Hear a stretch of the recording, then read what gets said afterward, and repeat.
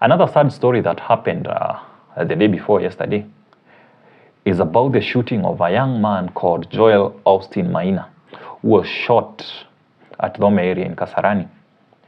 Well, there were rumors that were spreading online that the person who shot this guy he's called Peter Langat. So, in context to the previous outcry of the murder of Albert Ojwang in police custody, people were claiming that Peter Langat was actually the son of DIG Lagat, which has actually been confirmed to be not true from our very own independent media journalists. The #1 Kenya journalist on Twitter, Cyprian Nyakundi, he confirmed to us that it was not Lagat's son. And that is one of the perfect examples that I usually give of why you should not be quick to deliver punishment. Why police should not just come and abduct you and then kill you or render justice to themselves. Sometimes it can be an issue of mistaken identity. I remember when this issue of DIG Lagat started, and actually the number of the son was shared, I really felt bad about it, and it's unfortunate I didn't talk about it. Well, it's Kenya anyway, there's always too much to talk about. Some things you talk about, some things you don't. I felt it was really unfair on Lagat's son that his number has been shared, anasomea wapi. Sometimes even I've been in situations where you are someone's son or daughter, but you actually don't support what they do. A case in point, there was the Moi's son who was a rally driver. That guy, I think he was called to or something. That guy was not for whatever Moi used to do. He was against what his own father used to do.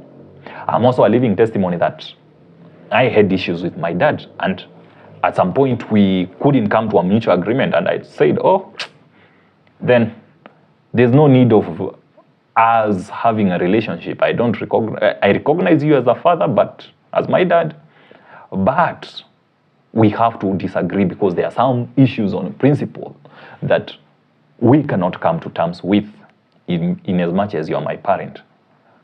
And even to date, I don't regret that decision. So we should not transfer someone's sins to their kin. So just imagine people decided to look for Lagat's son because they have the details on Someo, your father killed someone, and then you've also killed another one. And it's not true. Then you end up doing the wrong thing. You end up losing a life only to realize that, hey, ilikuwa mistaken identity. You are not to render justice. Let justice take its course. If someone has done something wrong, take them to court. And actually, I don't know why people don't. Prison is not a really good place. There's something that one of my senseis, masters, whether he knows it or not, Mwafrika Mwaf of the Ikonini podcast, says that when someone takes you to prison, you can only equate him to someone who has killed you. So rather than kill, why wouldn't you take this person to prison? They will suffer more there, won't they? Hapo ndipo watahisi. But once you kill someone, then they are not there to feel the pain anymore. They are not there anymore. They are just out of this world. So back to this Austin Maina's case. These are the facts. These are the details that we have so far. So the shooting occurred at around midnight. This guy, Joel Austin Maina, was delivering alcohol to Peter Lagat. Akaingia kwa Land Rover ya white, and then he was shot at close range in the head. Now, what did Peter Lagat has already been apprehended by the police to be arraigned at the Makadara Law Court on Monday, I guess. And he says that he fired the gun by mistake. It was not intentional. Okay, let's assume it was not intentional. But in the head, at close range, then something ain't adding up. There's something that we have to question, well, maybe he never meant to do it, maybe alikuwa anataka tu kumtishia, but why would it be by mistake? Then it means that the gun was cocked. It had been cocked, so it was ready to shoot. Why would you threaten someone while you've already cocked the gun? Something mysterious, right?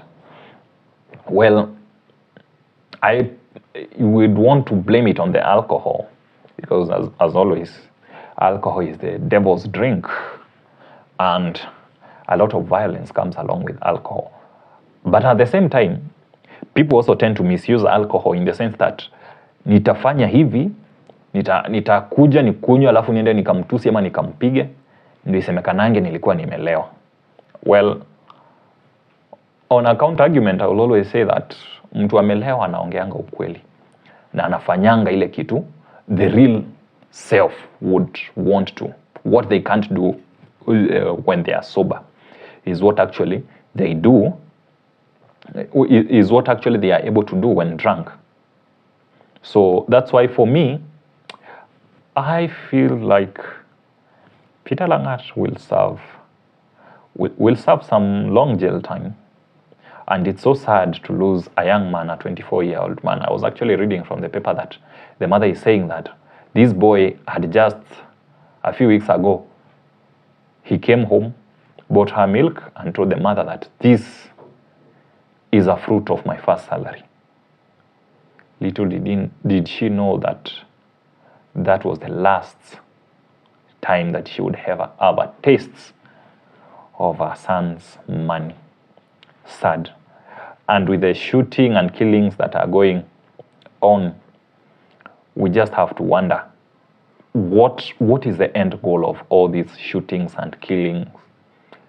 What happened to peace? What happened to living in harmony? Why would you have to walk with a gun? Why would you have it cocked while you are in the middle of taking alcohol or kujiburudisha? Because I believe this guy had parked somewhere at a petrol station, a park and chill situation, kinda. But why did he have to shoot the man? What was the motive? He says it was by mistake. But would you cock a gun by mistake and shoot at close range by mistake? There must have been a motive. What was the altercation? Anyway, whether he tells us or not, but I see someone going to prison and serving a long time. Anyway, as we talk about serving prison a long time, we know that in Kenya, justice comes at a price. And actually, if you can buy justice, if you have money, you can always buy justice, can't you?